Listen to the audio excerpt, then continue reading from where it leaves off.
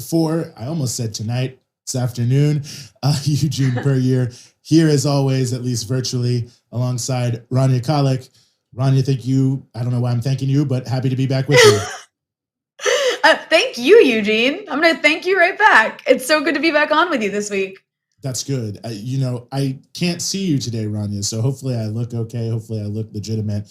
You Ron look in great. The booth is also with us here. As always, we have quite a bit for you here on the show. As we have the past few weeks, we're going to be touching on a whole range of issues that really, from Israel to things happening here in the United States to Putin and Biden meeting to new albums to In the Heights and a controversy that's happening in the broader theater world, I guess you could say, or movie world around that right here, Washington Heights in New York City. So there's plenty for you here, but I say all that just to say that this is certainly a fantastic time for you to take a second to share the show and make sure that whoever is following you is following us. If you happen to be watching on YouTube, and if not, you can go to youtube.com/breakthrough news. This would also be a great time to subscribe to our channel. Also, make sure you hit the bell so that you can get updates on everything that we are doing here on Breakthrough News. But yes, please subscribe,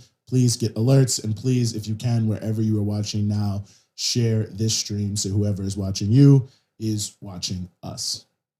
But before we get into it as well, I just want to briefly note here our deepest condolences to our very, very good friend, Jackie Lukman of By Any Means Necessary, and also Lukman Nation. Our condolences to you, Jackie, for the loss of your husband, the other half of Lukman Nation, Abdushahid Lukman, also a friend of the show, fantastic person, fantastic individual, gone far too soon. And we just want to offer all of our condolences, all of our best wishes to Jackie and to all of your family in what is undoubtedly a very, very difficult time. So as we move into the show today, one interesting anniversary that I actually did not know about until this morning. Today, to the day, June 17th, 1971, 50 years ago, was the start of the war on drugs under President Richard Nixon. So it's a 50-year anniversary of the war on drugs here today. Obviously, for the past 50 years, the war on drugs has had an unbelievable, just atrocious, malign, destructive. I mean, we could use so many different descriptors for how not only, I mean, it's failed. People always say the failed drug war, but I feel like that doesn't often really get to the heart of what took place. Yes, it's failed, but entire communities, millions of people totally destroyed, lives totally destroyed, completely upended. And it really has to be recognized, I think, that not just is it a failed war on drugs, but the carnage it left behind continues to still be with us. There's still 450,000 people locked up in the United States today because of drugs. So that's 1 in 5 people in jail. And it's not. Go ahead. And it's not just America we're talking about. I mean, the war on drugs had global carnage attached to it that continues to play out today all across the world, particularly Latin America. No, absolutely. I mean, you look at Mexico and what the terrible, and we have to mention on top of that, so many of the drivers of violence in Mexico is obviously the war on drugs, but also the gun policies of this country where tens and tens of thousands of guns have flooded into Mexico and really fueled the conflict there. So, and this was meant to be a worldwide phenomenon from the beginning, a major attack. I think we may actually have a clip here of former President Richard Nixon announcing the war on drugs for the very first time there in 1971. So if we could, let's play that. Ladies and gentlemen, I would like to summarize for you the meeting that I have just had with the bipartisan leaders, which began at 8 o'clock and was completed 2 hours later. I began the meeting by making this statement, which I think needs to be made to the nation. America's public enemy number 1 in the United States is drug abuse. In order to fight and defeat this enemy, it is necessary to wage a new all-out offensive. I have asked the Congress to provide the legislative authority and the funds to fuel this kind of an offensive. This will be a worldwide offensive dealing with the problems of sources of supply, as well as Americans who may be stationed abroad, wherever they are in the world.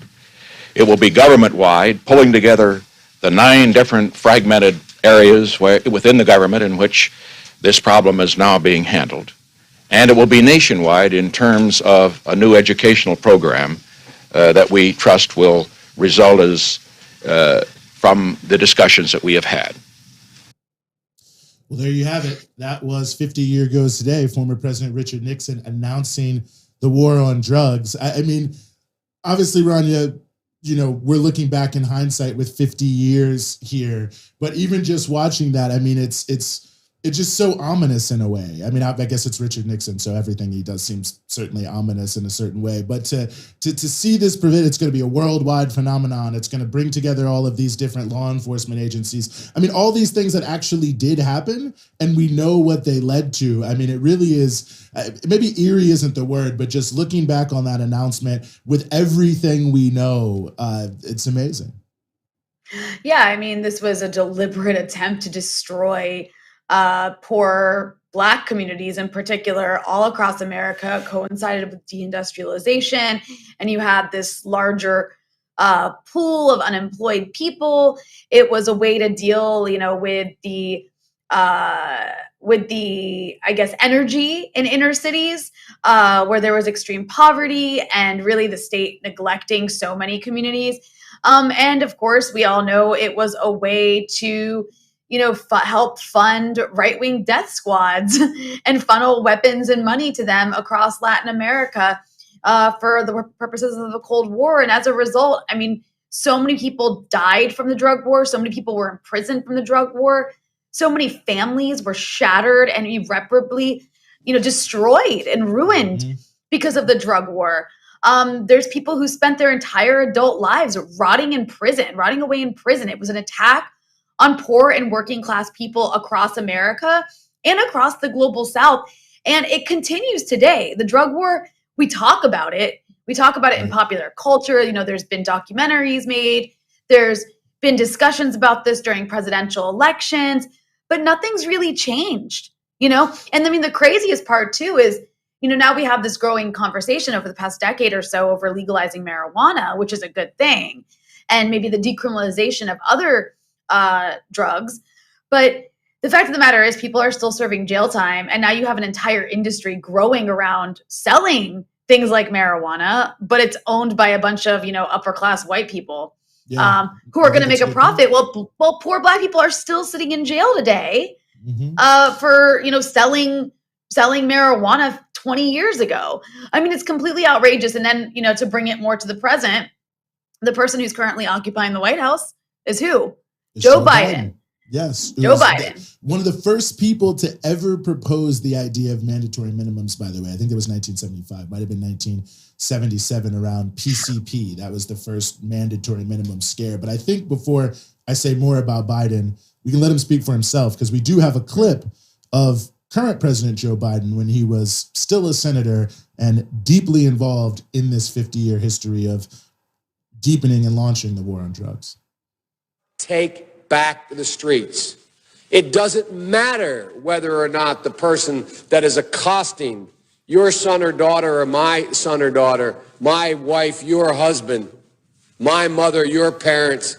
It doesn't matter whether or not they were deprived as a youth. It doesn't matter or not whether or not they had no background that enabled them to become socialized into the fabric of society. It doesn't matter whether or not they're the victims of society. The end result is they're about to knock my mother on the head with a lead pipe, shoot my sister, beat up my wife, take on my sons. So I don't want to add. Well, there you have it right there, Rania. I mean, it doesn't matter. Nothing matters, I guess. No, nothing matters. I mean, this is also the same guy who, you know, 'cause some people like to say, oh, but that was like Joe Biden back then, right? Like you can't hold him for what all politicians were saying at the time.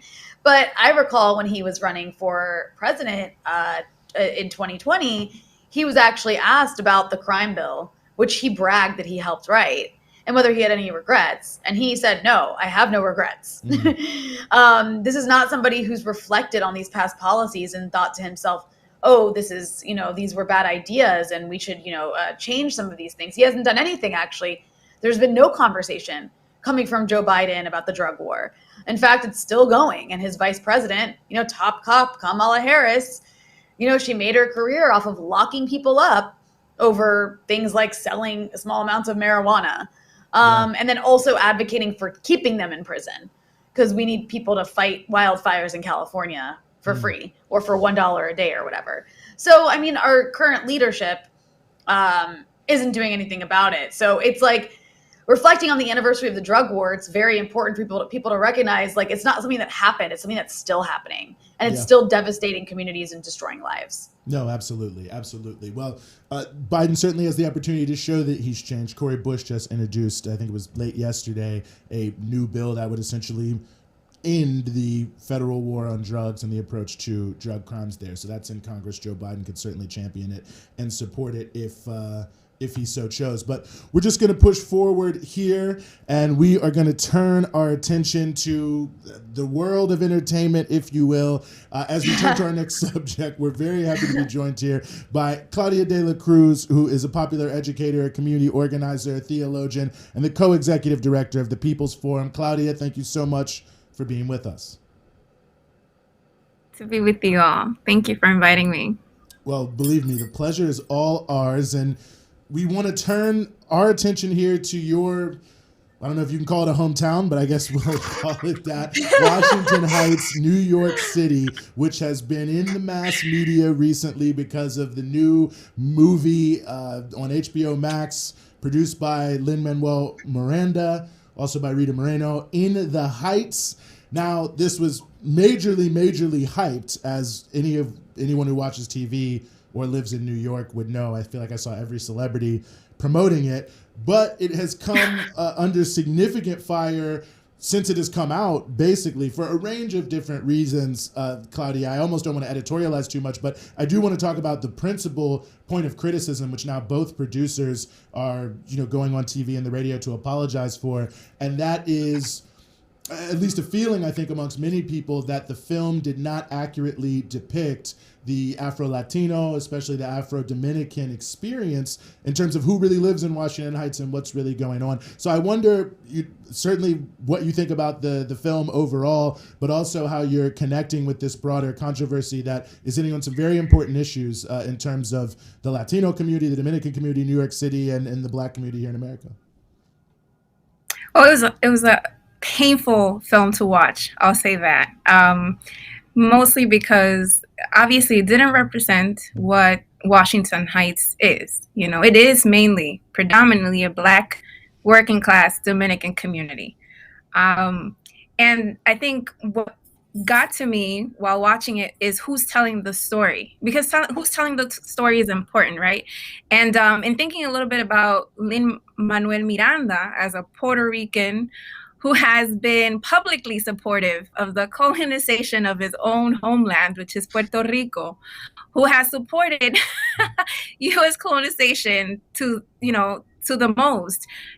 How can we ever expect for him to love Washington Heights enough to represent it in the most accurate way? Like, how could we possibly be so naive to think that someone who doesn't love his people enough to want his people's freedom, the liberation of Puerto Rico, of the Heights to represent us?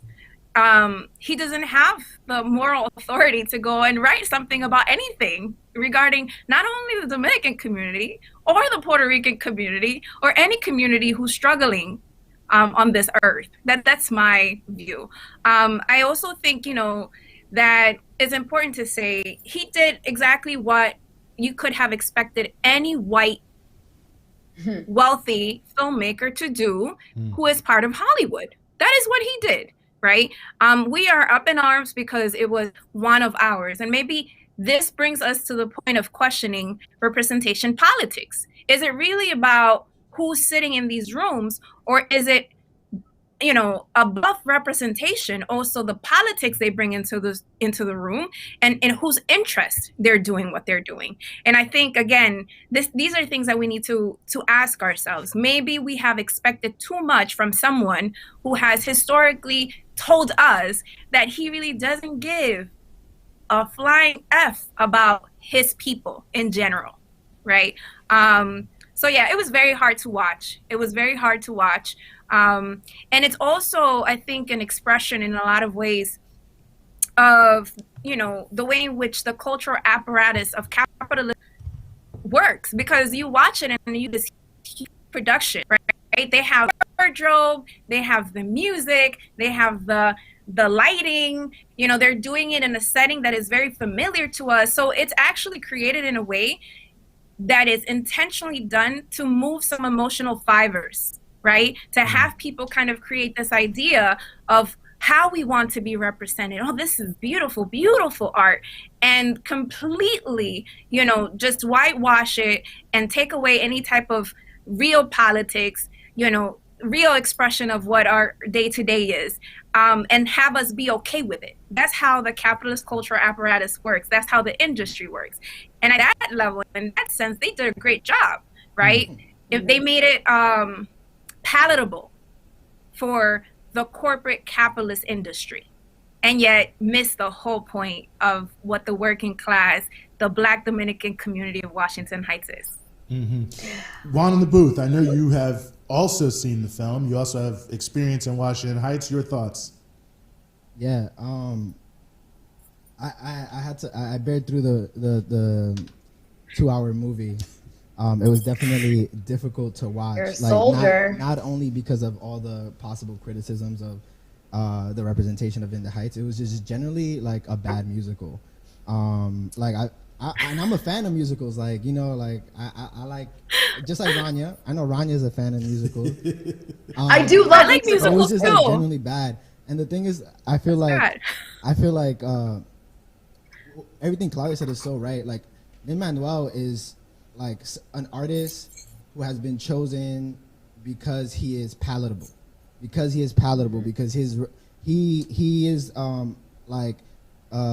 culture, like the perfect package for mainstream media, right? For really like to give to a white audience, and like that's what In the Heights ended up feeling like. It didn't feel like it was for the culture or for the community, or it's not like, as somebody, like I was born and raised in like Harlem, very close to the Heights, spent most of my life in that area.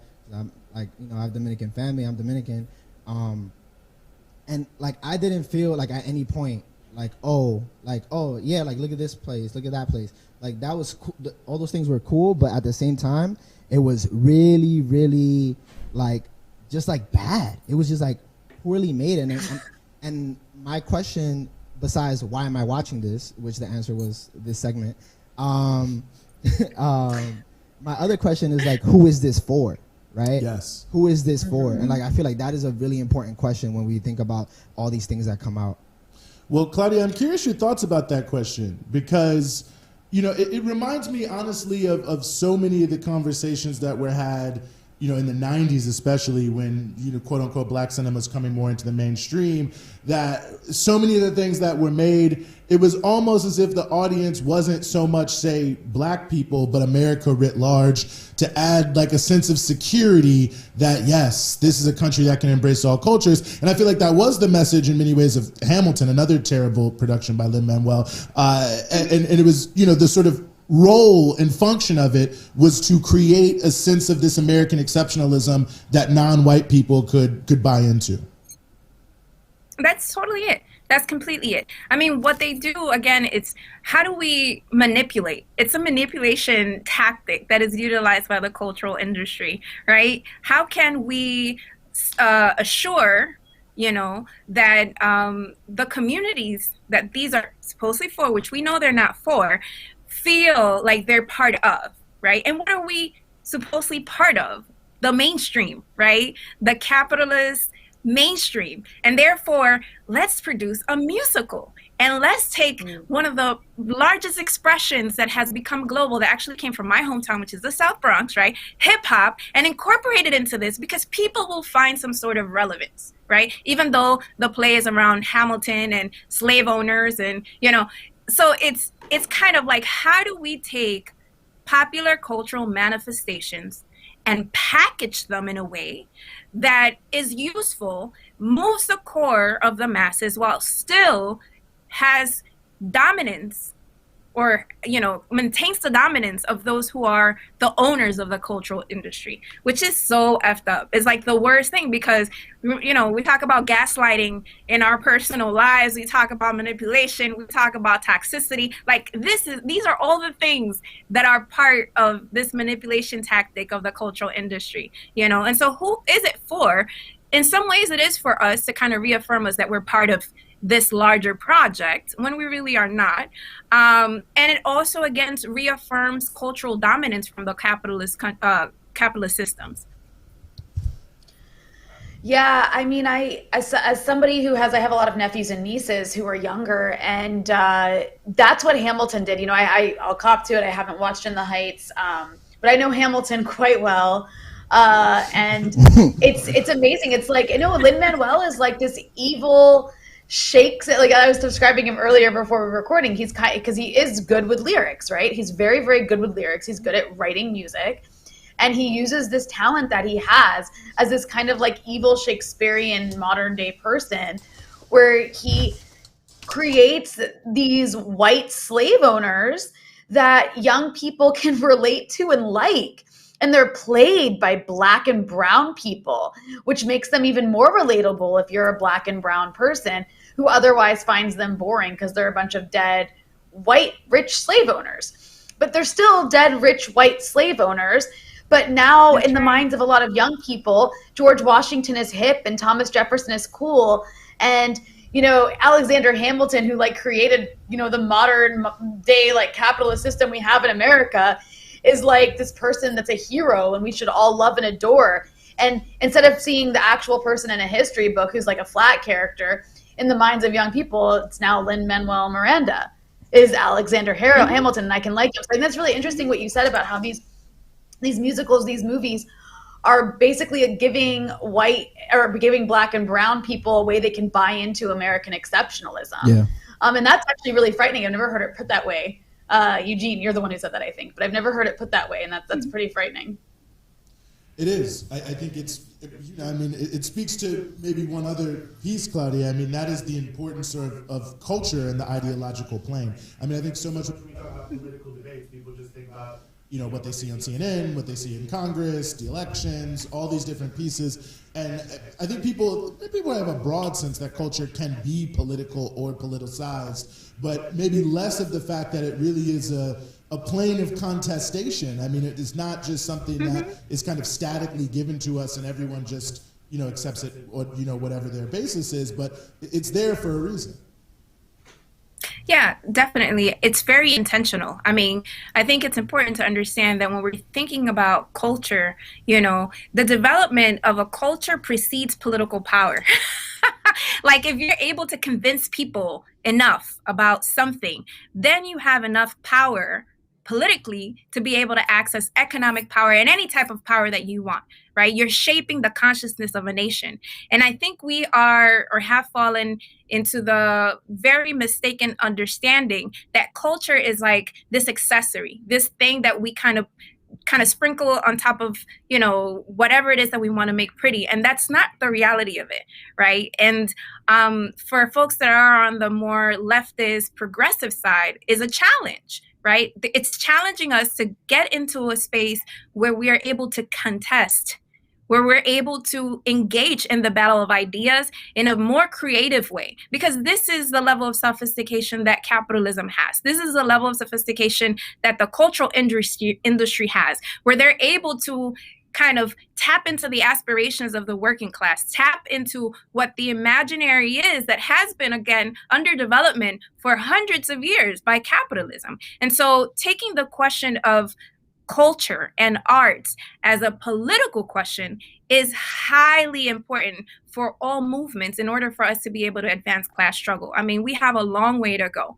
When I see, movies like the Black Panther, like, great. The solution is get a nonprofit and come save the hood, right? How many nonprofits do we have? And have we gotten anywhere? Because nonprofits obviously are also part of this cultural apparatus that has been developed by us, for us, which has been imposed to be able to sustain the system the way that it is. And so I think, again, it's a huge challenge for progressives, is a huge challenge for left organizations, for social movements, to be able to consider the question of culture and arts as a pivotal question to the development of political consciousness.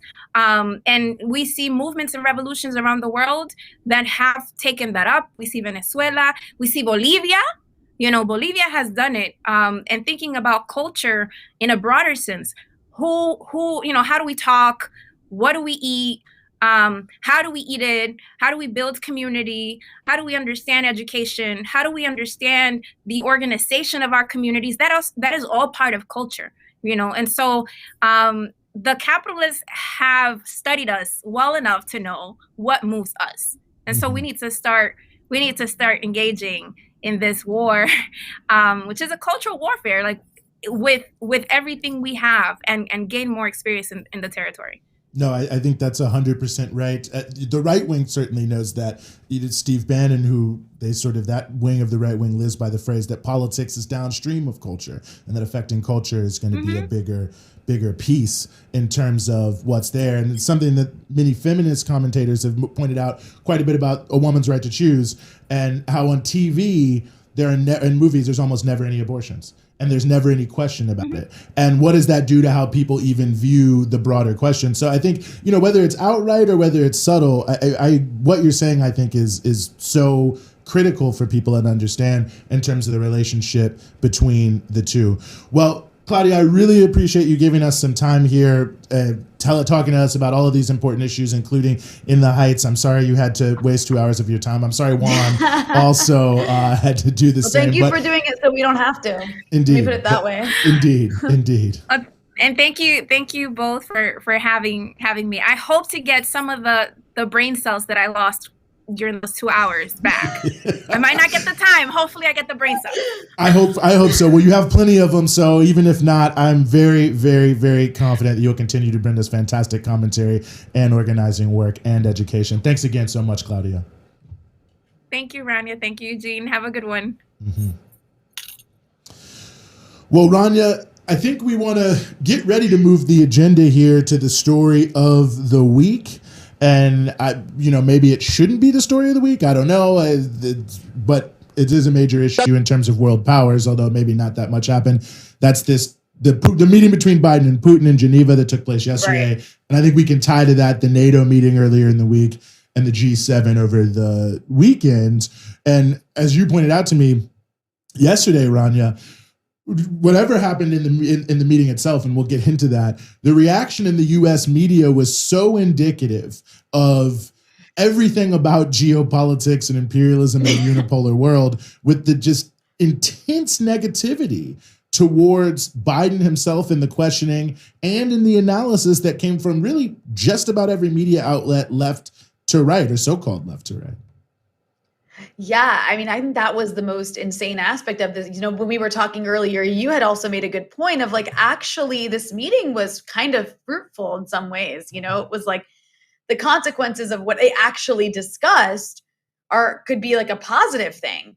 But the way the media behaved was actually the bigger element here, because they totally lost their minds, completely lost their minds. Just this weird, I think it started out, there was this Time magazine cover of Joe Biden wearing these aviator sunglasses with Putin reflected in each eye. And it was making him out to be this hero, this Terminator who's going to go fight Putin. And then just the way all these journalists were acting about it, from left to right. One thing I did notice is they were very upset that Putin had had a press conference without Joe Biden next to him. And from liberal to right, I saw Mike Pompeo on Fox News totally losing it because Putin had, a platform to speak without Joe Biden and the American flag next to him. And then you saw Masha Gessen on Democracy Now! Repeating kind of the same thing, saying we shouldn't allow dictators airtime. Like just kind of insane stuff. Like he's the leader of Russia. You don't want anyone to see him speak like ever. It's kind of an important country. And just the way the media. Yeah, right. And then also Joe Biden made me laugh so hard when after Putin's speech, Biden press conference with flags behind him. And I thought it was interesting because Putin, all of these American journalists from all these American outlets, were in the press pool and got to ask him questions, and they thought they were so brave. They were really putting it to Putin. And then Joe Biden, there wasn't. I don't think RT is like allowed to attend anything in the White House press pool, so it's not like Russian media was allowed access to Joe Biden the way American media is allowed access to Putin. But that's another story. The point of what I'm trying to say is Joe Biden gave this press conference and he made this ridiculous statement that I don't even want to paraphrase it because we should just play it if we have it. I think we do. His credibility worldwide shrinks. Let's get this straight. How would it be if the United States were viewed by the rest of the world as interfering with the elections directly of other countries and everybody knew it?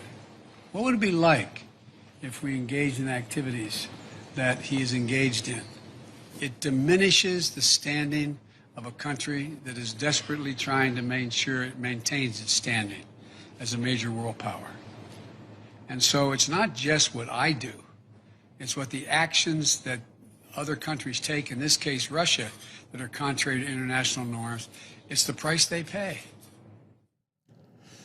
I mean you almost don't even know what to say. Imagine. They are doing that. I know. Like, we don't have to imagine a world where America does that and everybody knows. That's the world we live in. America. There are literally libraries full of books about America doing exactly that, meddling in elections, overthrowing countries, starting wars, violating people's human rights. I mean, this has to be the least controversial. The UN Human Rights Council produces a report every single year criticizing the United States for human rights, and they respond to it. I mean, it really is just. But like, is he that clueless? Is he that? I think it's a like repeat the lie so many times and it becomes true, and it's almost, or maybe even a better way to put it is like, as long as. I don't even know, but like, the old cartoons where it's like you run off the cliff, and as long as you don't look down, you just like keep running forward. And it's almost like just keep moving forward. And as long as you don't look down, no one will ever realize that you're just making stuff up. Yeah. And I think that's the reaction I saw from a lot of liberals. They were like, right on. And it's like, they really buy this? I'm like, you really think we live in a world where Russia's the one meddling everywhere and America's not?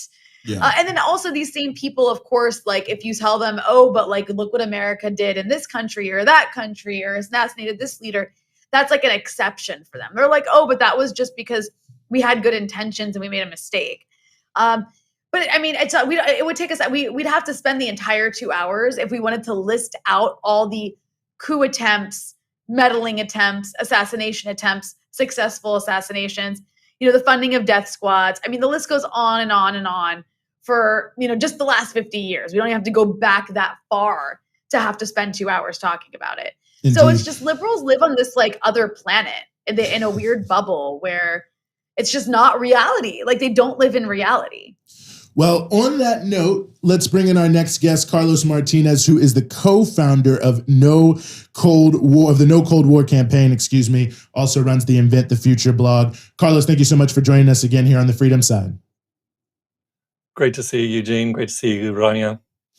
Well, before we get into it, and as you undoubtedly heard, Carlos, there was quite a bit of discussion in the United States that seemed a little unreality. But I want to just, for people who maybe miss it, play a quick clip here of both President Biden and President Putin discussing sort of generally how they felt things went and what are some of the things they're working on.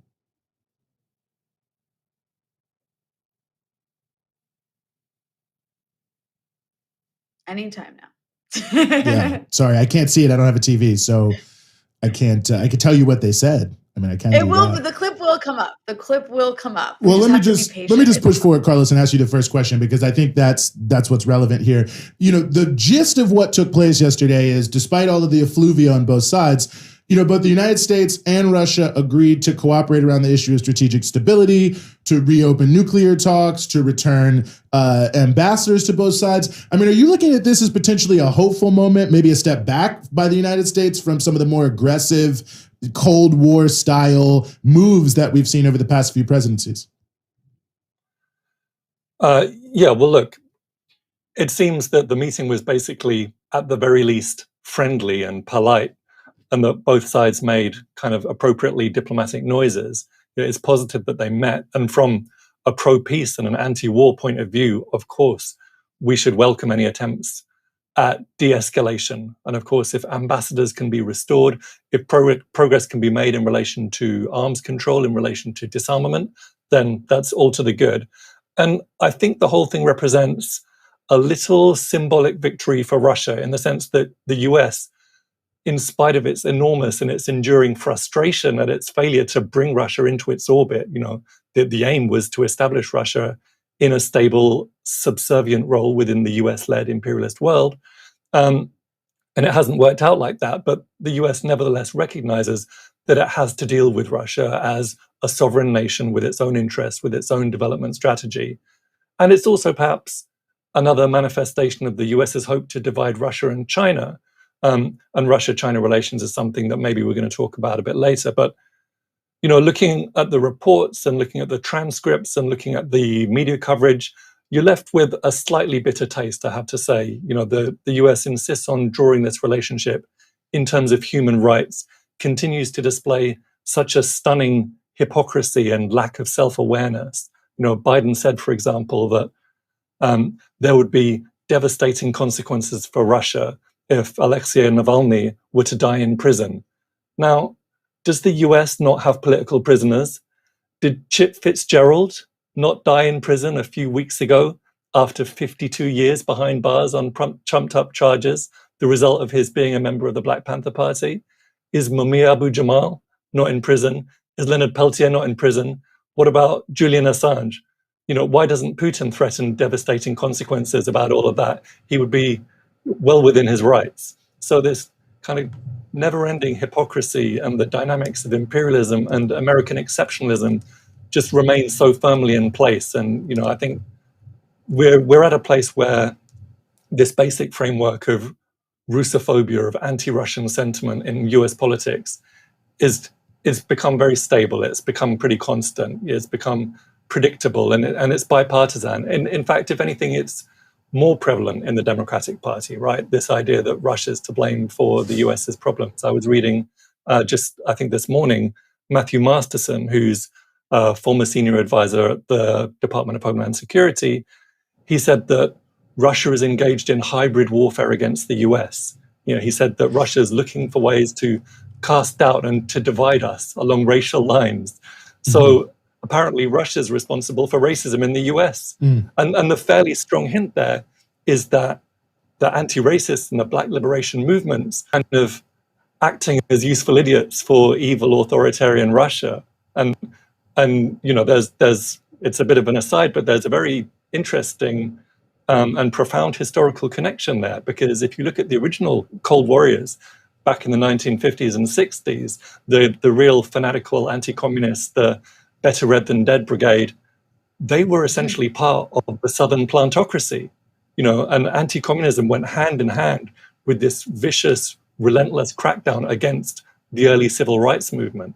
And you look at the history of the US government treatment of the Black left, Paul Robeson, for example, WB, for example, you really see how deeply connected these ideas were. And it's fascinating to see that kind of parallel reemerge now, 60 to 70 years later.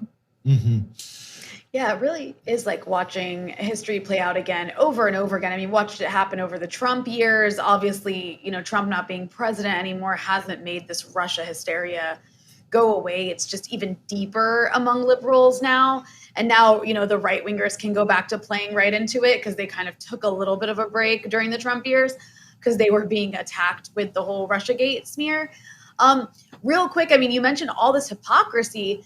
somebody in this gave us a super chat donation, Mr. 13FNG, made a really good point. And just to remind those who are watching, if you throw in money in the super chat, we'll give you a shout out, read your comment out loud as long as it's like appropriate. But I think this comment is very relevant to what we're talking about. This person says, William Bloom's book, Killing Hope, U.S. Military and CIA Intervention Since World War II, documents U.S. influencing the elections of over 72 countries. And at this point, 72 countries might actually be an underestimate.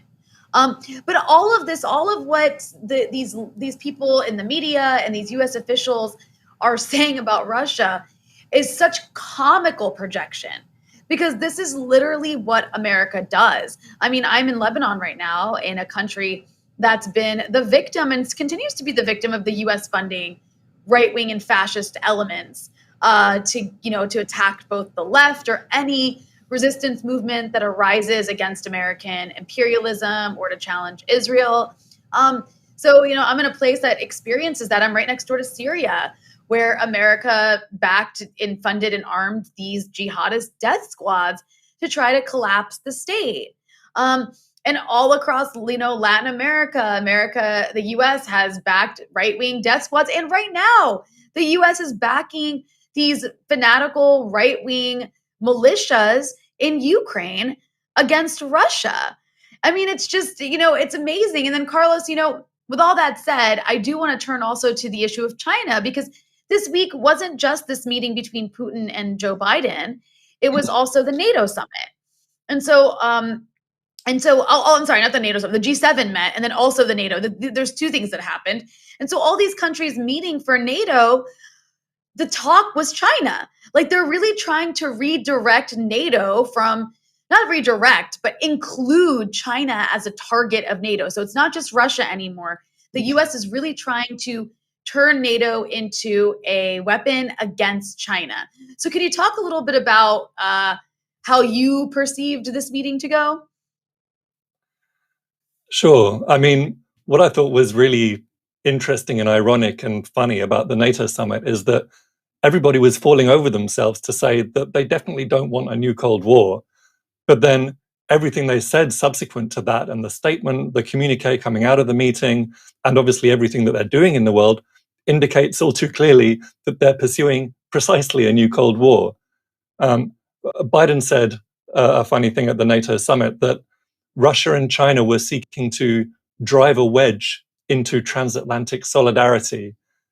And, a lot of people are asking, what does that mean? What is this transatlantic solidarity? Is it the coordination between the US and Western Europe that imposed a debt crisis on Africa, that supported the apartheid regimes in South Africa, Zimbabwe, Namibia, Mozambique, that supported the Contra War against the people of Nicaragua, that supported the coup against Chavez in Venezuela in 2002, that supported the Pinochet coup in 1973, that stood behind the brutal military regimes in Indonesia, in Brazil, in Argentina, that's been waging these genocidal wars against Korea, Vietnam, Yugoslavia, Afghanistan, Iraq, Libya, Syria. I mean, I think we can only reasonably conclude that so-called transatlantic solidarity is just a code word, an alias for imperialism and white supremacy. And if Russia and China are disrupting that, well, that's fantastic. I'm very glad to hear that. Right. And I mean, it is interesting, though. You mentioned how there were these countries or leaders falling all over themselves to say, no, this isn't a Cold War. And of course, right, their actions suggested the opposite. But I do think there is something to be said, maybe I'm reading too much into it, about some European countries being a bit hesitant to go as far as the US when it comes to trying to ignite this Cold War with China or ramp it up. It was interesting to see Angela Merkel, for example, explicitly say or kind of tone down the rhetoric against China. And I think France tried to do that as well. What do you make of that? The fact that it does seem to be a slight hesitation by some European countries to go along 100% with this American war on China. Yeah, I mean, I think you've hit the nail on the head. You're looking beneath the surface of what happened at the G7 and NATO.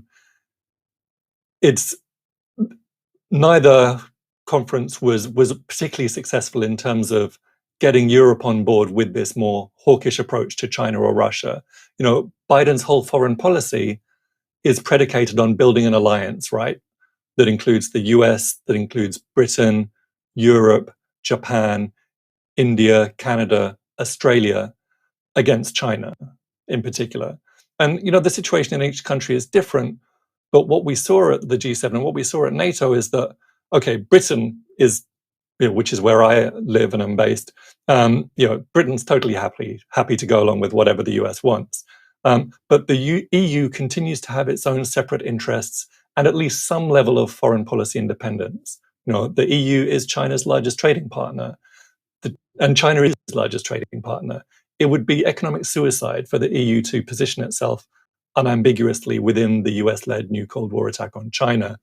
German trade with China last year accounted for around $250 billion. When we talk about these massive numbers, it's difficult to get a sense of the scale, but $250 billion is a lot of money. I think the global annual GDP is about $72 trillion. So $250 billion is a lot. So Europe needs to work with China for the sake of its own basic economic interests. So if that means that Biden is looking like he's probably not going to be as successful as he wants to be in terms of creating this, alliance of so-called democracies, a G7 plus 3, the G10 they've been talking about, a democratic alliance, or getting the Quad together in terms of waging this campaign of China containment and encirclement. Yeah, just to remind our viewers, we are speaking to Carlos Martinez, co-founder of the No Cold War campaign, among other campaigns you work on, a very noble cause. And on the issue of China, I think it's also interesting that Biden and these NATO G7 countries are trying to combat China's Belt and Road Initiative, or at least in rhetoric, they are saying that they're going to put all this money into financing the building of infrastructure in developing countries. I think this is a pipe dream. I really don't see these capitalist countries led by America. I don't even see their systems allowing that sort of level of investment to take place in their own countries, let alone in the developing world. I mean, would you agree with that? What do you make of this attempt to try to challenge the Belt and Road Initiative? Is it just words, or could it actually be something? I'd love to see America try and build infrastructure in the third world it spends so much time destroying, but I don't believe that's possible. It's not the first time they've tried to build an alternative to the Belt and Road. This is a discussion that we've had before. I don't know if you remember the Blue Dot Network, which was supposed to be a high-quality infrastructure alliance led by so-called democratic countries, and it's gone precisely nowhere. And this new project will go precisely nowhere. China's just really well-placed to do what it's doing with the Belt and Road. It can deploy extraordinary quantities of capital. It's got existing investments across Central Asia, Southeast Asia, the Middle East, Africa, Latin America. It's the largest trading partner of the vast majority of countries of the global South. And because of the Chinese state's domination of the banking system, then project financing is relatively much easier to organize and to align with policy goals, for example, around environmental targets. And the Belt and Road is already in motion. It's been in motion for several years. If you look at the China-Pakistan Economic Corridor, for example, its current project value is around $60 billion. Belt and Road cooperation agreements have already been signed with 80% of African countries. The idea that the US and the EU could compete with that is kind of farcical. And if you'll pardon the Mao reference, they're picking up a rock to drop it on their own feet. Because actually American and European countries and companies could benefit from the Belt and Road. They could be bidding for contracts. And actually, lots of them do have considerable expertise and advanced technology in certain areas. They should be joining in with a process of global integration, something they claim to support, that's benefiting countries of the developing world, that's moving the world forward in terms of the battle against poverty and hunger. But instead, they're rallying against that in just a farcical and hilariously ineffective way. A really funny example I'm sure you saw of this lack of capacity in the West is what happened earlier this week in Trinidad, where the US Embassy did this big announcement that it was donating, I think it was 80 vials of the COVID vaccine, which corresponds to like a few hundred doses for a population of 1.3 million people. And several commentators noted that China was donating on the very same day 200,000 doses, right? So if you can say what you want, you can make these big statements about all the things you're going to do to counter China and try and make yourself look good, or try and make yourself look slightly less bad in relation to China. But when it comes down to the reality, who's delivering? China's delivering, Russia's delivering, the US is not delivering, the EU is not delivering. I mean, you're making such an important point. I was thinking about this the other day.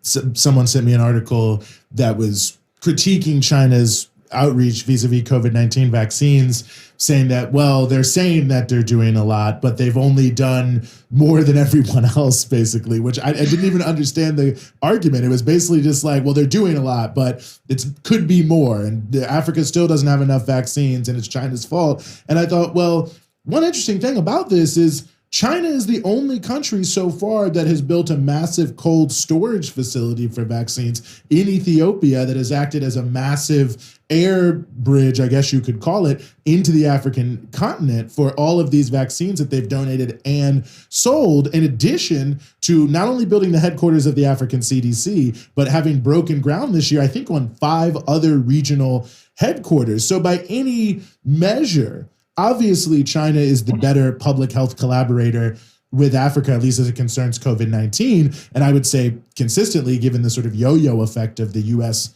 aid here on the basis of a woman's right to choose. But I mean, it really does feel that there's a willful ignorance, especially as it concerns COVID-19, Carlos, to acknowledge that it's not some malign force out here that is allowing China to succeed in cutting deals and doing business with other countries in the world. It's that they're actually delivering in terms of the development gains of many of these nations in Africa, certainly, but around the world. Yeah, I mean, you always get a sense of projection, right, from the Western media when they talk about when they talk about vaccine diplomacy, the idea that you couldn't do anything altruistic or positive for the world without having some hidden agenda.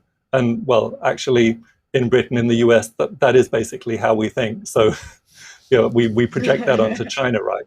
But actually, how important is it to look at the motivation? I remember back in probably 2012, there was an election campaign in Venezuela, and the British media was railing against Chavez because he was trying to curry favor with the voters by supplying poor people with free social housing.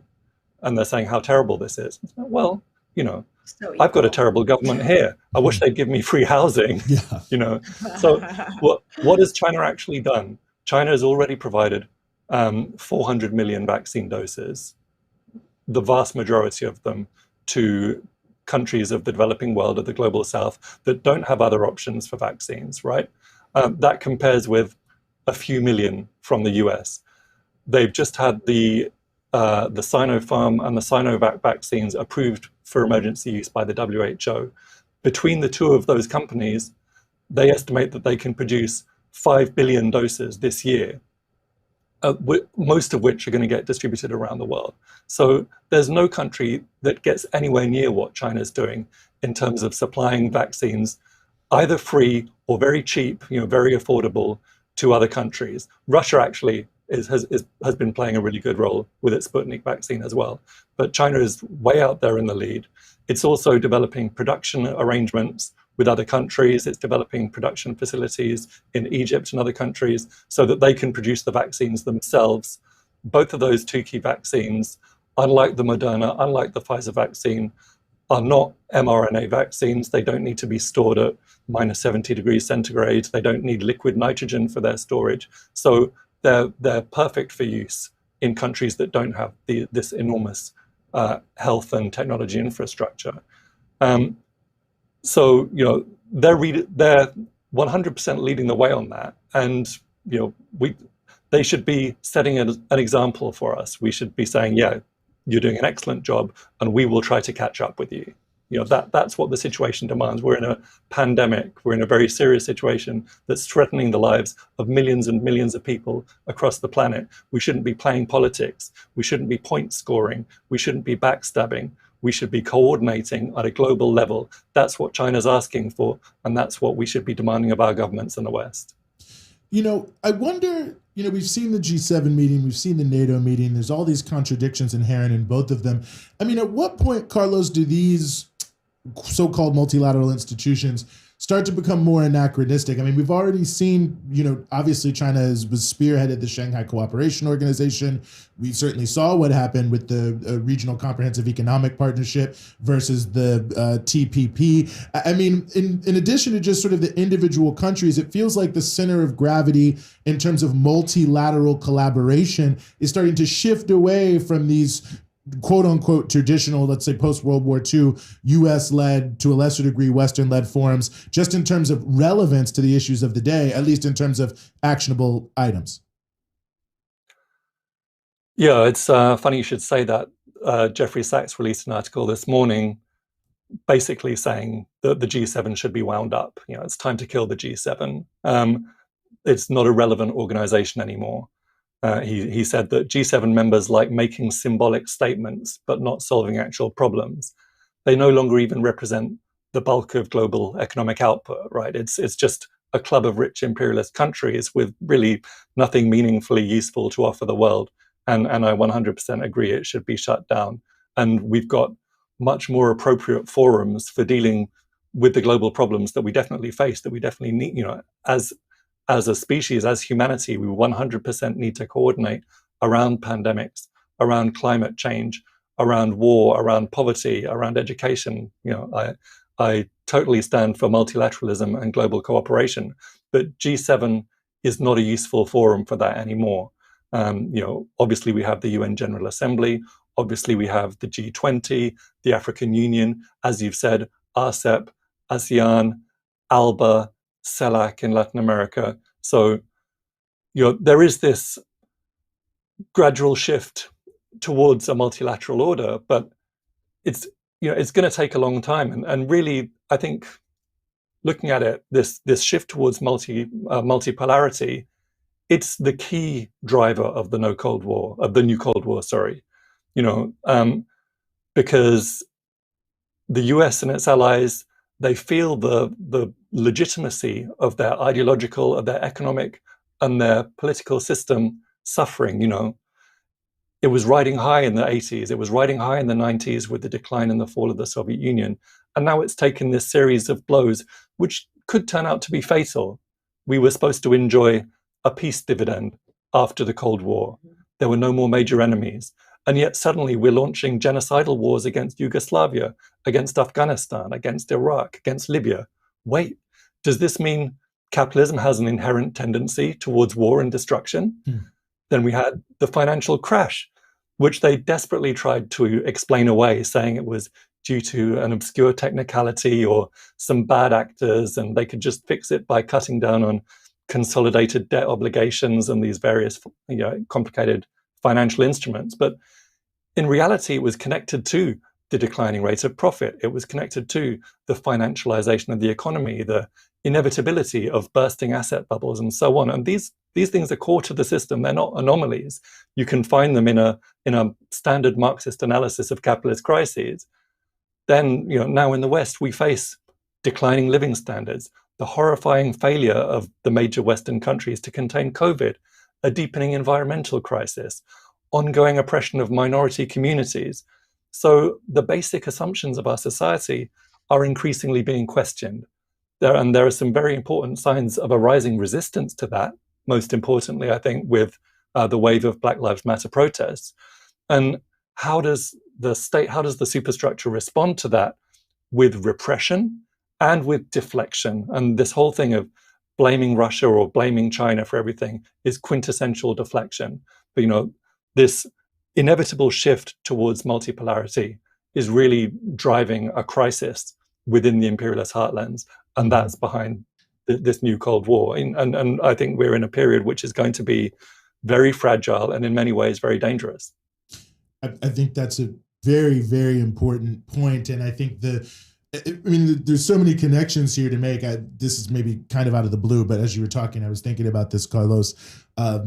Maybe people have not seen this around and who are watching this, but Kenneth Kaunda, who is the former leader of Zambia, really a giant in the African liberation struggle past today. And I was thinking about this in the context of the non-aligned movement, Carlos, and the role that the Soviet Union played in opening up just a panoply of different views and different approaches to how to develop countries in many different places and in many different ways. And it feels like the rise of China has done something similar, particularly in Latin America, where we have seen this consistent in some ways in terms of the broad thrust, but also very diverse flowering of movements gaining control of state power and saying, listen, we can actually organize the world in a totally different way. And I mean, that seems like an important piece of this moment as well, between, not just maybe the two major big powers, the countries we see and think about, but what's sort of emerging in the different nooks and crannies that have been opened by this struggle around the issue of a multipolar world. Yeah, well, firstly, thank you for mentioning Kenneth Kaunda, very important figure. May he rest in power.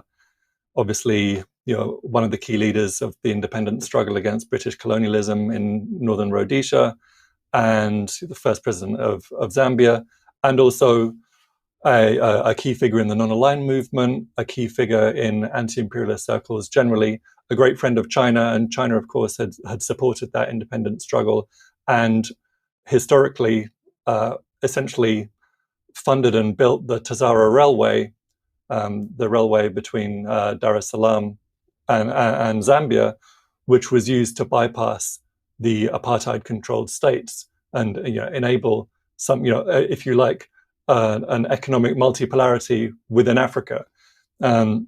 So, very, very fitting to mention him. But yeah, I think China, it plays a very positive role in international diplomacy, increasingly so. Obviously, it supports multipolarity. It takes on the demands and the basic stances of the developing countries at the international level. It opposes war very consistently. It opposes sanctions very consistently. It promotes a very clear policy of non-interference. Obviously, it's working hard on combating climate change, and it's providing crucial investment, and it's trading with countries around the world, and it's doing that in a way that stands in such stark contrast to the way the imperialist countries and the way the Bretton Woods institutions deal with and have dealt with the countries of the developing world in terms of extortionate interest rates, loan conditionality, enforced privatization, and so on. And yeah, as a result of all of that, China's influence is rising, and what it offers is very attractive to most countries, particularly countries of the global south. But obviously the US and its allies want to maintain the long-term viability of their imperialist world system, which is by definition the opposite of a multilateral, multipolar world order. Just being, living in the Middle East, you can see the difference so clearly. And I think this is what a lot of people in developing countries see when they look at China versus the US and how they deal with their countries. The US, like you mentioned, these imperialist countries and their sort of extortionist interest policies, all this debt. The US and its allies impose these policies of basically like they impose a system on you. Like if you want us to help you anything, if you want us to give you debt relief, you have to institute these neoliberal austerity policies that are really going to hurt your population and decay your country and lead to all kinds of corruption and just, leave your people in complete destitution. Whereas, or the US is bombing your country if you try to resist that, or the US is starving your country with sanctions if you try to resist that. Whereas China isn't doing any of those negative things, plus actually tries to make these partnerships where they build things, whether it's ports or, power stations or just basic infrastructure that a lot of developing countries are lacking. So, it's interesting to see the US try so hard to project this image of China's evil ways, but I don't actually think that it works in the developing world where people have a real tangible tangible policies they can look at that affect their daily lives. Like China just built a port, and then America's like denying us funding for something, or like is putting our officials under sanction. Yeah, that's right. And China is, as China is emerging as a technology and science powerhouse, and it's sending rockets to Mars, and it's taking pictures of the dark side of the moon. It's innovating on 5G, on AI. It's innovating on clean energy, on nanotechnology and whatnot. It's also sharing those technological advances and cooperating with other countries. It's launching satellites for Bolivia. It's launching satellites for Ethiopia. China and Cuba have opened a joint biotechnology research center in Hunan, and the two countries are working together on a universal coronavirus vaccine. Compare that with the way the West or the imperialist world has engaged with the developing world over the years. They have deliberately and systematically cut those countries off from science. They've deliberately and systematically cut those countries off from technology and from education. The way China looks at it is, this is how we've developed. This is what we've done. We think we've got a formula that works pretty well. And we're super happy if countries in Africa and countries in Latin America can take that on, and we're completely willing to help them. And that's going to create a more balanced, a more prosperous, and a more democratic world, and which for China in terms of its self-interest is also a safer world, because a world that's dominated by the US, a world that's dominated by imperialism, a hegemonist world, is a dangerous place for China to be. Any socialist country in history can tell you that existing in a world dominated by imperialism and US imperialism is really tough. To be forced to build what Michael Parenti described as siege socialism, it's a tough situation. Much better if there's some balance in the world, if you've got a multipolar world, if it's not dominated by a single power that militarily, economically, diplomatically, culturally, ideologically is able to exert so much influence and so much power. I'd actually like to ask you one quick question, Carlos. I think it's important because it's a claim I see a lot among people who don't either know what imperialism means, or maybe they're confused. How do you respond to this claim? Because sometimes you see it among, I think, progressives in the West, this claim that China is an imperialist country. They talk about Chinese imperial, like China's just like America. It's an imperialist country. You just kind of explained China's role in the developing world. It doesn't sound like imperialism, but how do you respond to that common claim among some progressive circles? Yeah, you had an interesting chat with Prabhat Patnaik about this, and he made far more profound points than I ever could. But if China is imperialist, then frankly, the word imperialism has lost all meaning. There's imperialism. It means empirism. You can't have imperialism. Doesn't just mean trading. It doesn't just mean foreign investment, right? Imperialism means domination. Okay. If you look at the way the European powers and the United States and Japan have treated the countries within their sphere of influence, they've played a role of domination. The US has got 800 military bases around the world, and it uses them for its own purposes, right? It structures international relations to its own benefit, economic and political and ideological benefit. China has one foreign military base. China has not gone to war for more than 40 years. China is opposed to sanctions. China is not engaged in interference with any other country's elections. It's not involved in bribing politicians. It's not involved in subverting people's democratic systems. It's not trying to bring governments down. It's engaged in trade. It has contractual agreements with numerous foreign governments and foreign companies that that they participate in of their free will, right?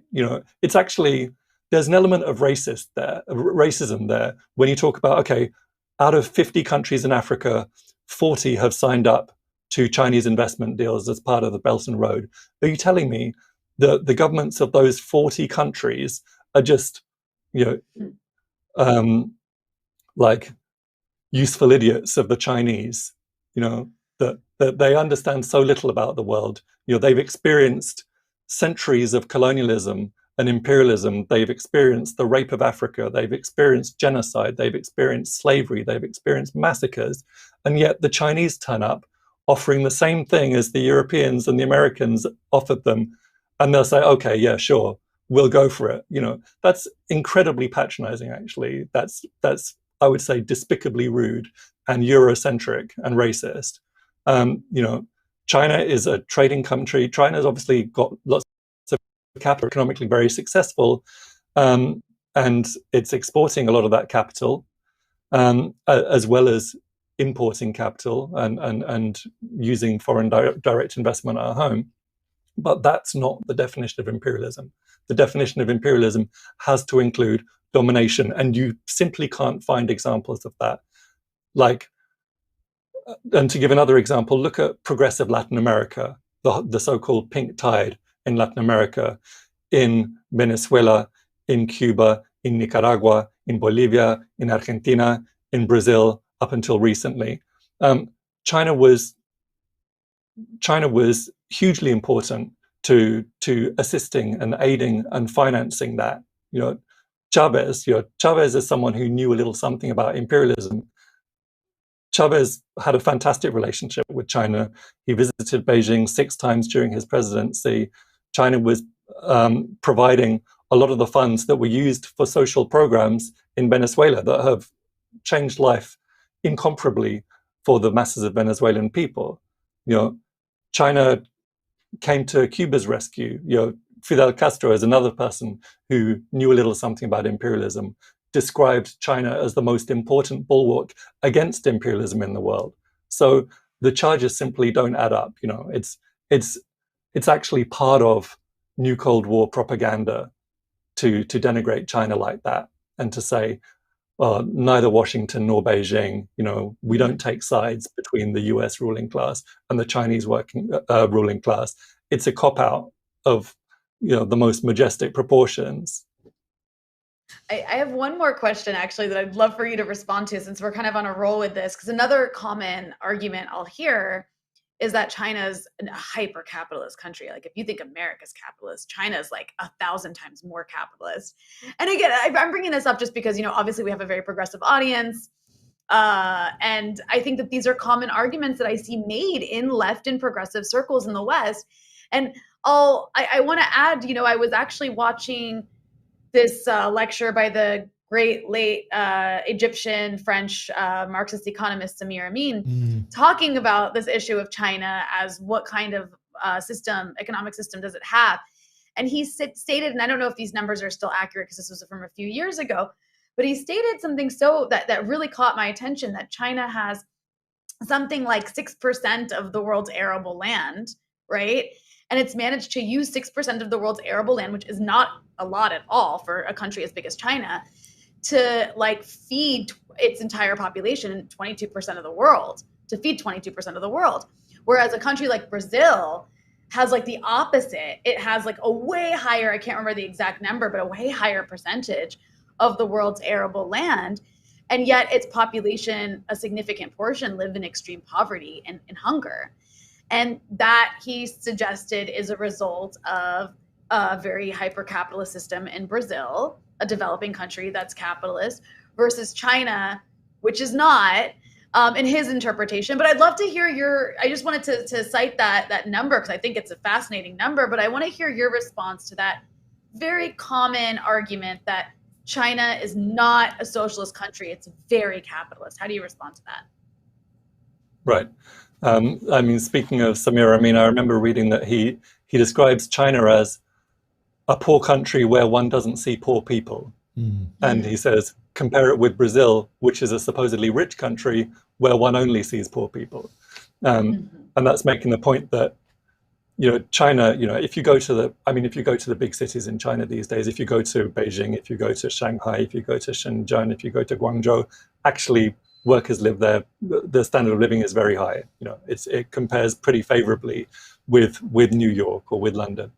But, if you go to the rural areas, of course, you will see relative poverty. But if you compare it with anywhere else in the developing world, I mean, my dad's Indian, lots of my family are in India. I've been to India many times, and there's no comparison whatsoever, because if you're poor in China, you still have land. You are not in debt to a landlord. You have access to clean water. You have access to education. You have a job. You have access to healthcare.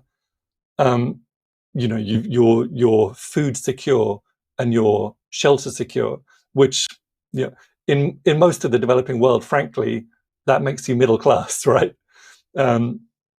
So, I mean, as to whether China is capitalist or socialist or some combination of the two, in a sense, we're talking about semantics, but I think Eric Lee puts it very well. He says, China is a market economy, and China is a country where there's lots of capitalists and there's lots of people with a lot of money, and there is some level of private ownership of the means of production.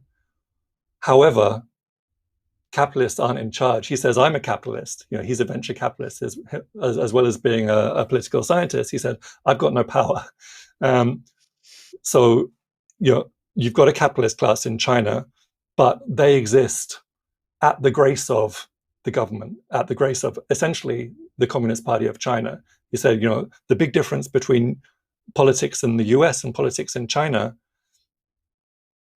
the Politburo tells the capitalists what to do. In the US, the capitalists, the oligarchs tell the government what to do. It's a completely different system. And at a political level, that's, in my view, that's what socialism means. And that's what capitalism means. Under capitalism, the needs of capital, the needs of profit come first, right? It's the capitalist class that's the ruling class. Now in China, the capitalist class have a say, they're involved, but by no means do they dominate political power. And therefore, you can't reasonably describe China as a capitalist country. Oh, Eugene, you may be muted. You may be muted because I do not hear you. While we while we figure out what's going on with Eugene's microphone, or perhaps, we still don't hear you. But testing. That said, now we can hear you. Okay, I was just saying that what Carlos was saying was so elementary, it seems obvious, but it's become so controversial. No, but people need to hear it. Yeah, people need to hear it. It's become controversial because people don't want to realize how they're affected, quite frankly, by a lot of the first world propaganda that's out here. But anyway, we could be here all day talking about all of that. Carlos, really appreciate you being willing to join us here. Definitely want to plug that you are running and facilitating the Invent the Future blog, which has a lot of great history about many of these socialist movements we sort of briefly mentioned here in on the African continent and other places, as well as the No Cold War campaign that you're the co-founder of. Thank you so much for being with us here on the Freedom Side again. Thank you, guys. Really enjoyed the chat. No, absolutely. We enjoyed it. Pleasure was all ours. I agree with you, Rania. I mean, this is so crucial and it is so important. And I'm glad you asked those last two questions, because I feel, it's always so easy to assume people know or people think. But I think on a lot of these critical issues, and I think you could also speak to this in general, Rania, I think a lot of times people feel a sense of fear, even when it doesn't jibe 100% with what they think. But since they don't know all the facts and they see someone spouting off and holding forth on social media, they think, oh, well, maybe I shouldn't say anything. Maybe I don't really know anything. So I think it is important to get those, basics down. It is basic, but I see people in our own chat saying it sometimes, saying these things. And so it's like, it needs to be restated, because unfortunately, I think a lot of, and I don't want to go after our own peers in left media, but I think there are a lot of really high profile figures in left media that have huge platforms and they're informing people on these issues, and they have, the wrong idea on these issues. And so I want to make that correction when we can. I think it's important when we're talking about a country like China, even though it seems so basic, because people are asking these questions and they're being told something else by other people they trust. So I want us to be a place where also people can hear the opposite of that. That said, that was an excellent conversation. I really enjoyed it. Fantastic. Thank you. But I guess we're going to be shifting gears now to we have someone else ready to come on. Well, we absolutely do. We're shifting gears to, I hate to say shifting gears to Israel, but it's, Israel, Palestine. We're shifting gears to going Palestine. Back to Israel. But Palestine, of course, it's been in the news for a range of reasons. Of course, Israel's new government, which I already talked about, but the bombing of Gaza. Well, I'm getting my days. This is the day before yesterday, I think. Getting my days are all running in together here. In the ongoing issues that we've seen in East Jerusalem and other parts of the West Bank as well. Very happy to be joined as we continue the show by Miko Peled, who is an author of many fantastic books, including, I have to say, Injustice, the Story of the Holy Land Foundation 5. I want to get that right because that's a fantastic book, by the way. Also an activist, also just a generally great person. Miko Peled, thank you so much for being with us here on the Freedom Side. Great to be with you guys. Thanks for inviting me. So, Miko, it's been a pretty intense week, right? Israel has a new government, and that's been all the talk in Western media is Netanyahu's out. Let's throw a party. But the people who've taken over are quite frightening figures, the most prominent of which is Naftali Bennett, the new prime minister of Israel, who is a very frightening figure. He's openly boasted that he's killed a lot of Arabs, and there's nothing wrong with that. He's talked about how Palestinians who approach the fence in Gaza should be immediately shot. Anybody who sends a balloon out of Gaza, an incendiary balloon, should be killed.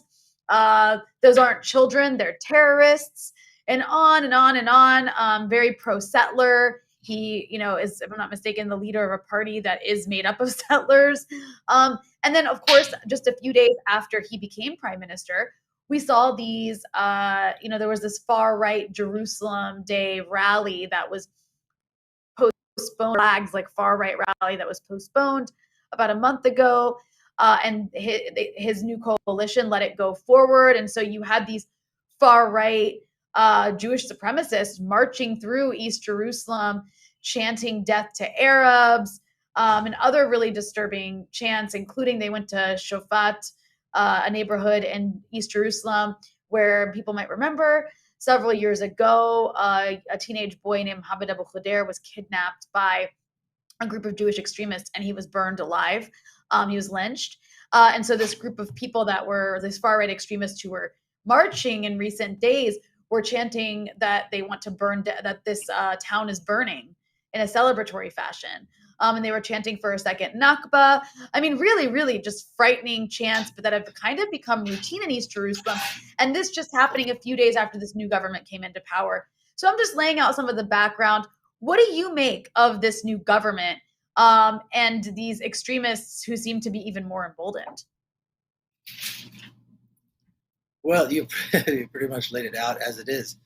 I wouldn't eulogize Netanyahu quite yet, because this government is the only reason this government managed to even come into existence is because of one member of Knesset who's a Palestinian abstaining. And that took a lot of work to get him to abstain. And so they got a 60-59 vote, which is not really a majority. And Netanyahu is breathing down the necks of every right-wing politician, and there are lots of them in the Knesset. In fact, there's a majority of them in the Knesset. And I would venture to say that very soon we're going to see him back as prime minister, where all of these guys are working for him in some kind of a national unity government, because they can't function like this. But like, Ali Abu Nima said, they just switched the different executioner. I mean, the policies are the same. In terms of the victims are the same. It's just a different executioner. And really, it's not even a different executioner for very much longer. It's basically a little relief hand for the old guy to, catch his breath. But the situation is severe. I mean, I was just there. I just got back about a week ago. I actually have been to previous, what they call the flag marches during what they call Jerusalem Day.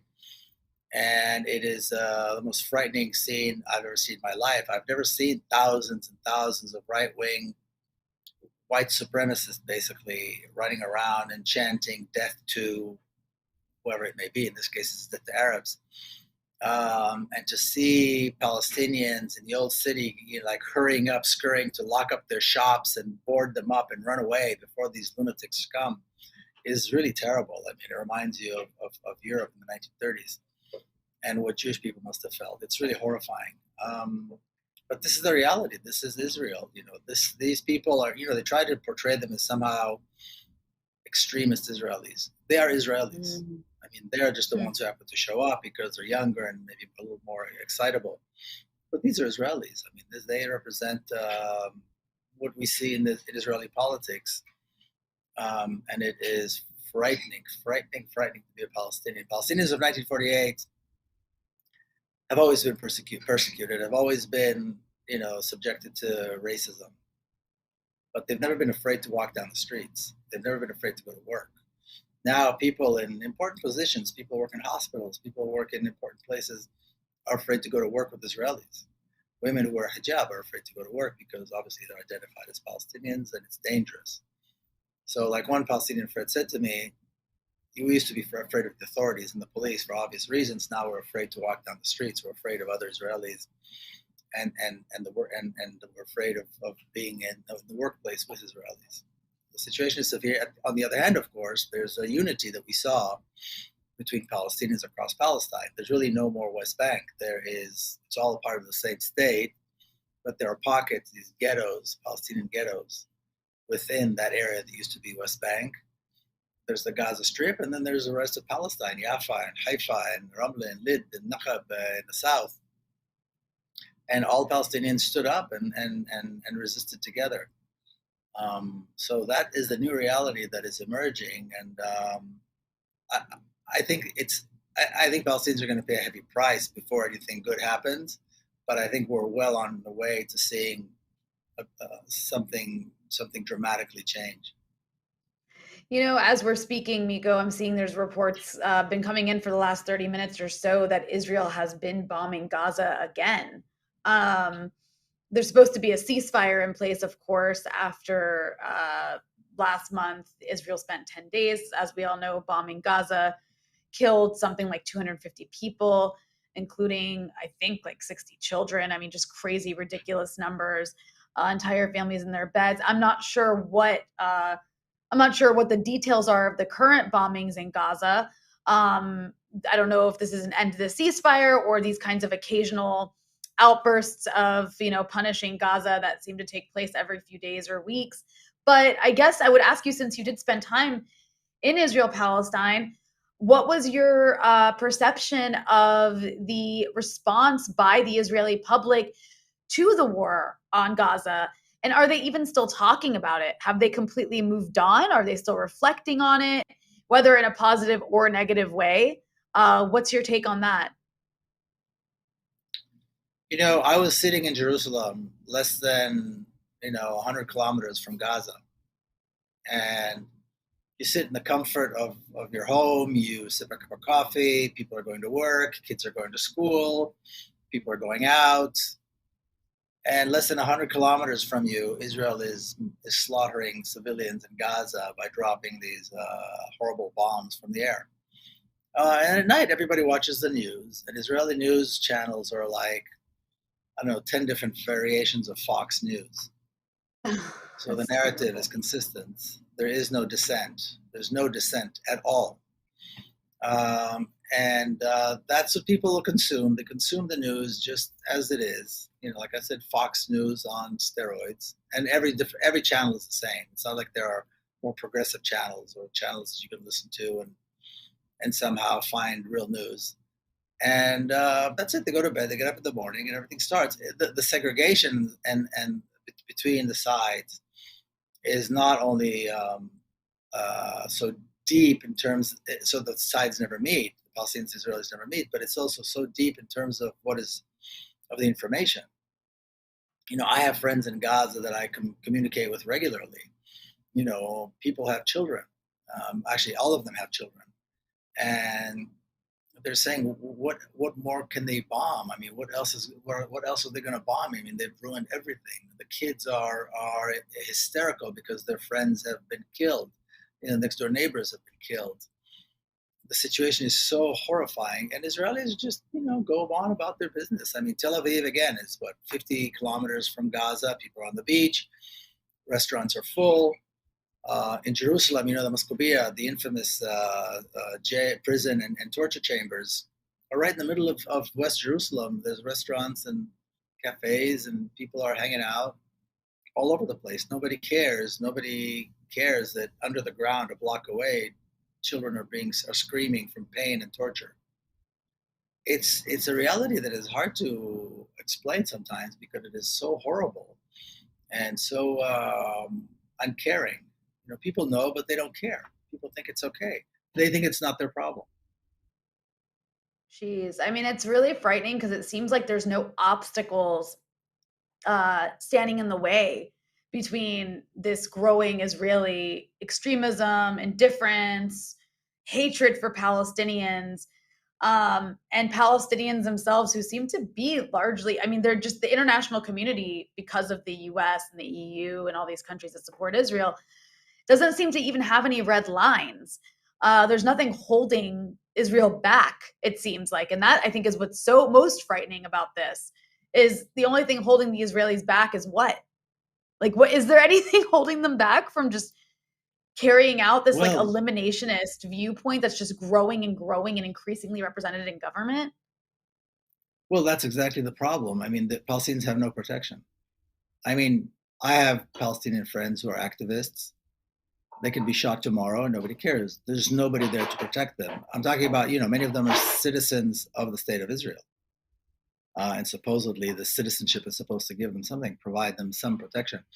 If they are shot and killed tomorrow, nobody will go to court, nobody will go to jail. There's absolutely no protection. Palestinian children, there's nobody to protect them, whether they're in Gaza or in Jerusalem or anywhere else throughout Palestine, or certainly if they're in refugee camps outside of Palestine.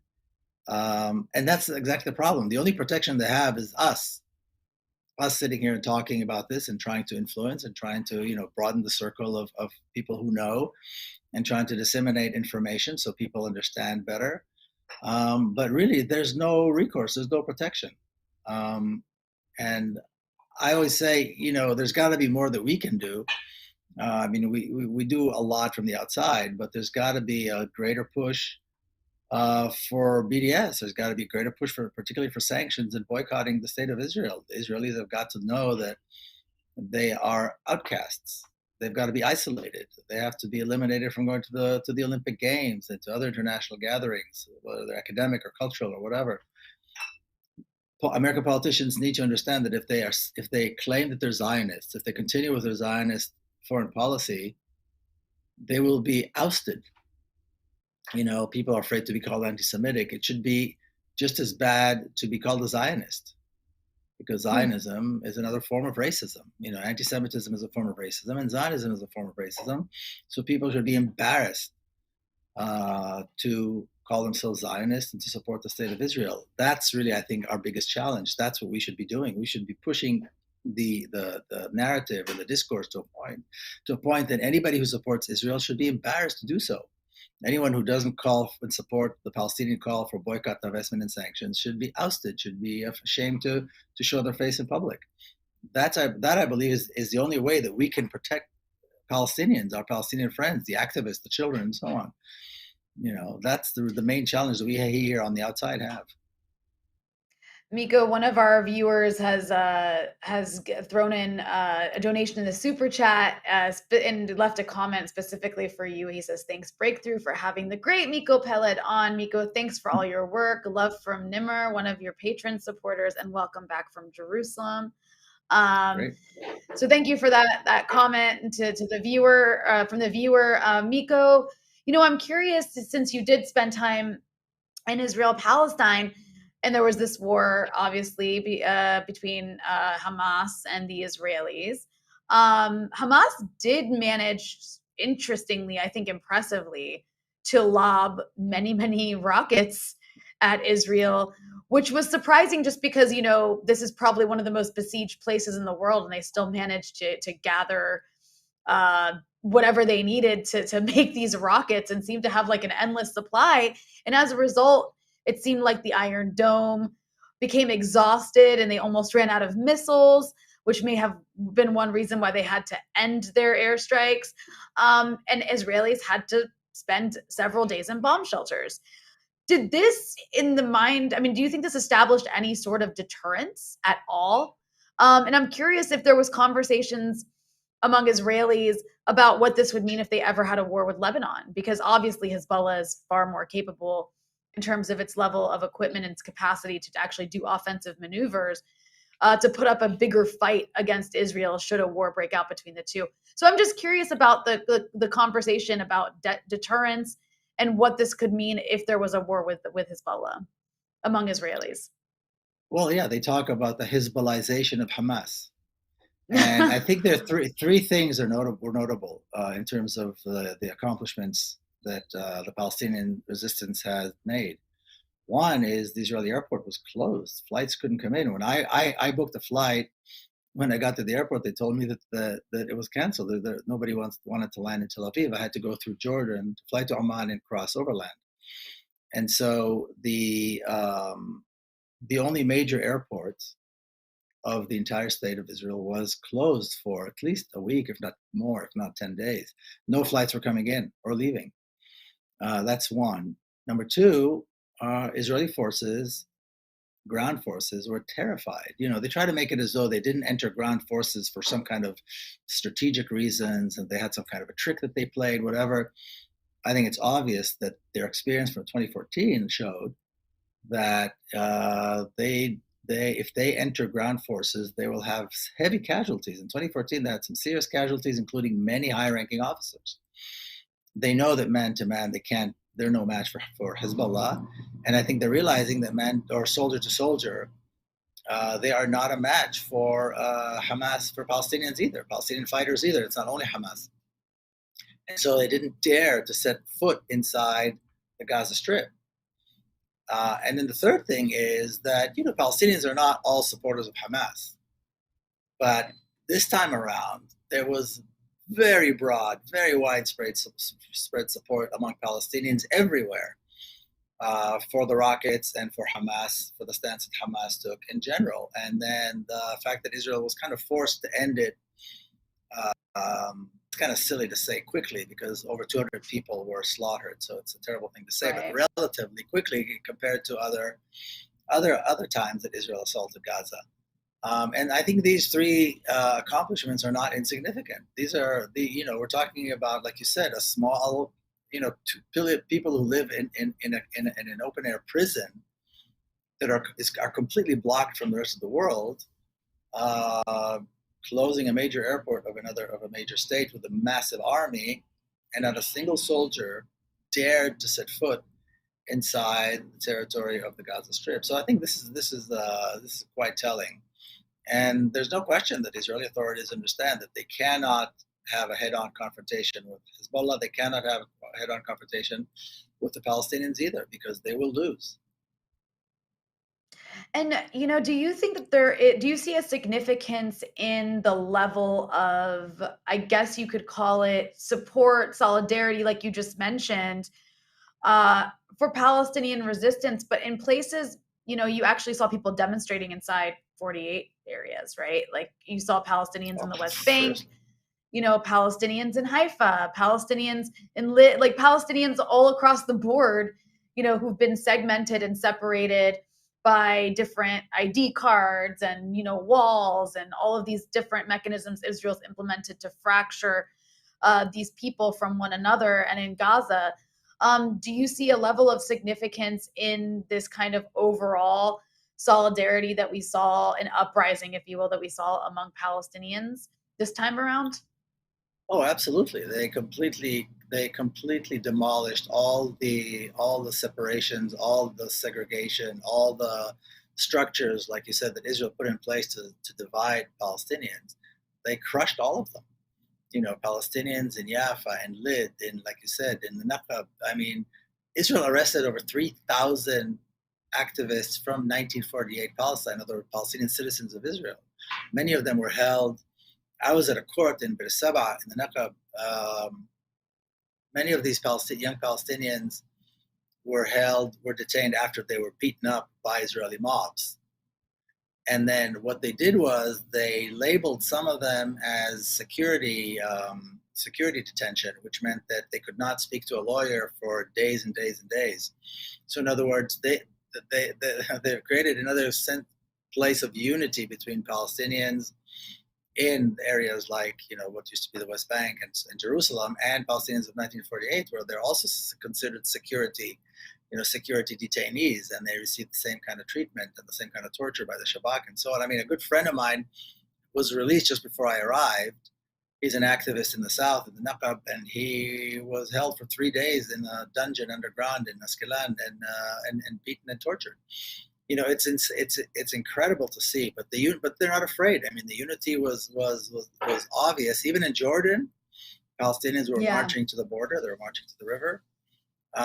There was a sense that Palestinians are back as a nation, as a unified nation, and they will not adhere by these rules and by these separations and by the different status that the state of Israel has given them. And I think it's important to also note here, people are making a big deal of the fact that there's a small Palestinian faction that agreed to sit in the government, in the coalition, with this sadistic neo-fascist Naftali Bennett.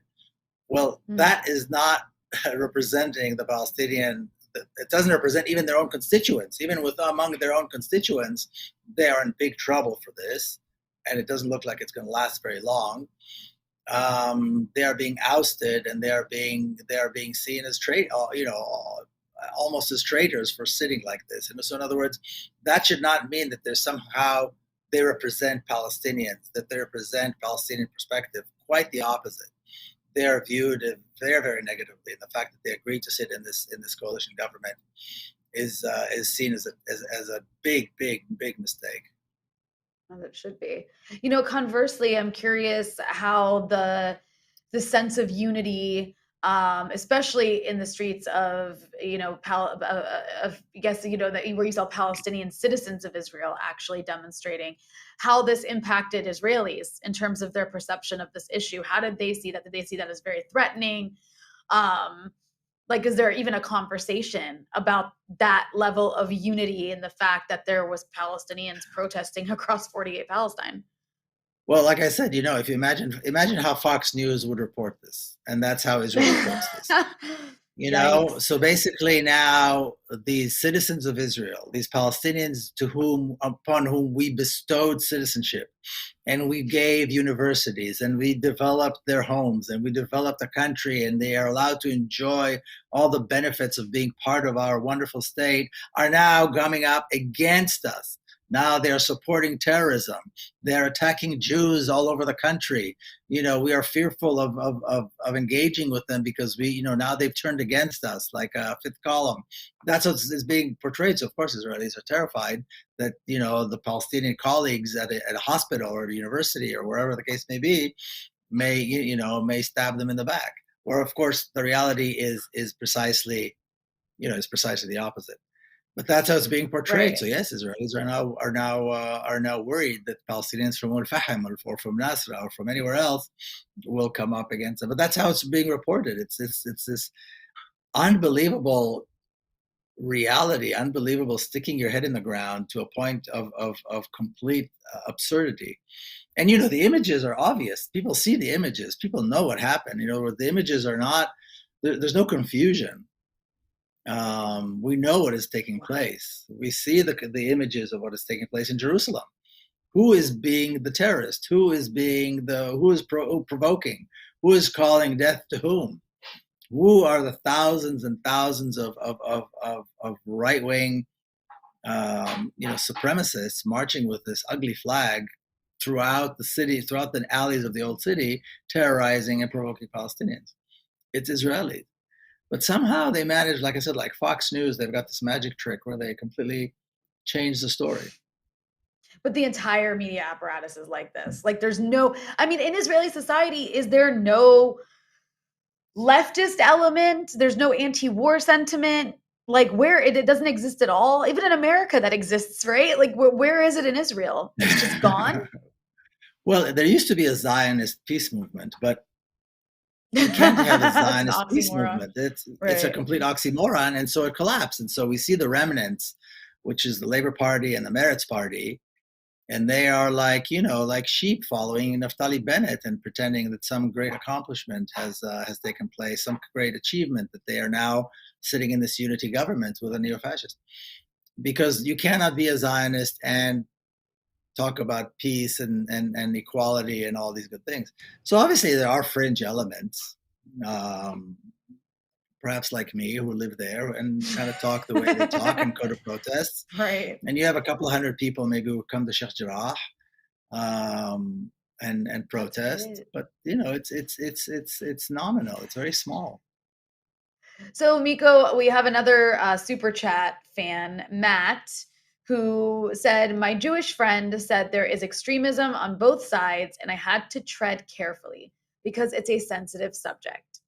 So how do you respond? Like, how would you advise somebody, this guy Matt in particular, he's got a Jewish friend who says there's extremism on both sides.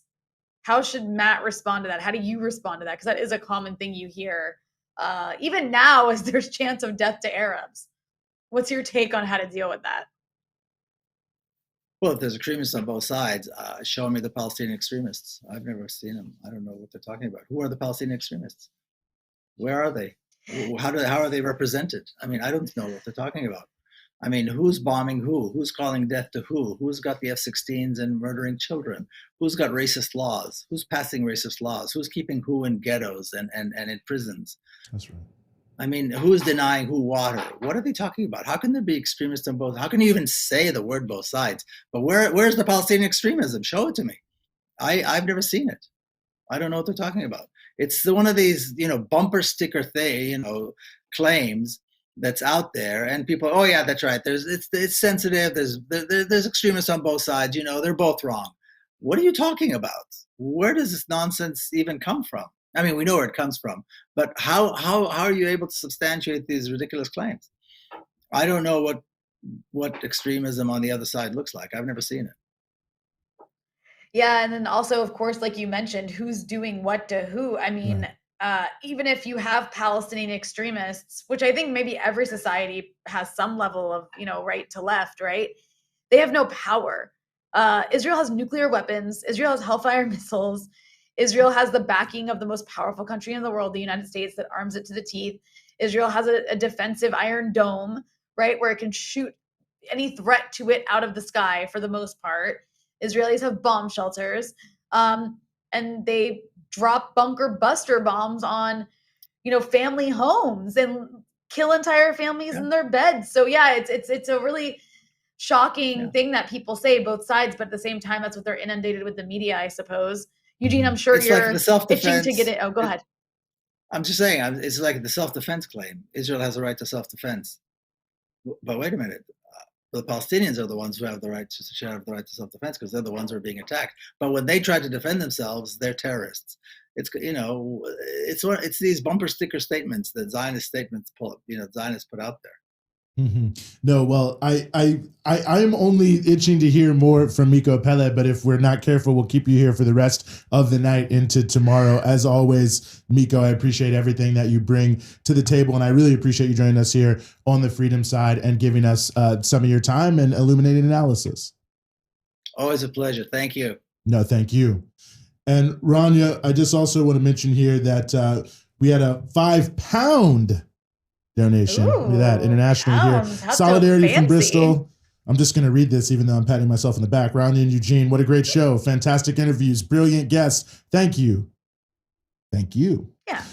Shout out to Bristol. Shout out to the UK. We're worldwide here on Breakthrough News. So just want that to be known. Internationally known, nationally recognized, and locally accepted. We take several denominations of different currencies. We'll take them all. Canadian dollars, euros, whatever you got. We'll make, I don't know, I guess whatever Google will convert. We take pesos? That tells you something.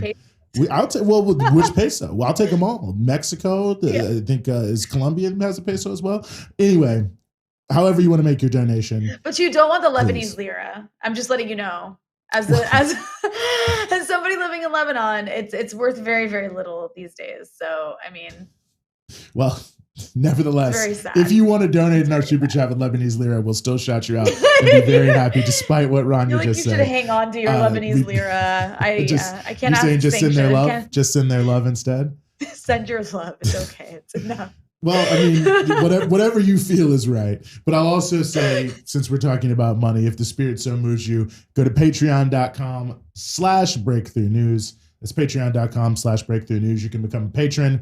The patronage of our existing patrons is what helps move forward this network and all the great stuff that we're doing. So anything you can give, patreon.com/breakthrough news, greatly, greatly appreciated in the work that we are able to do here.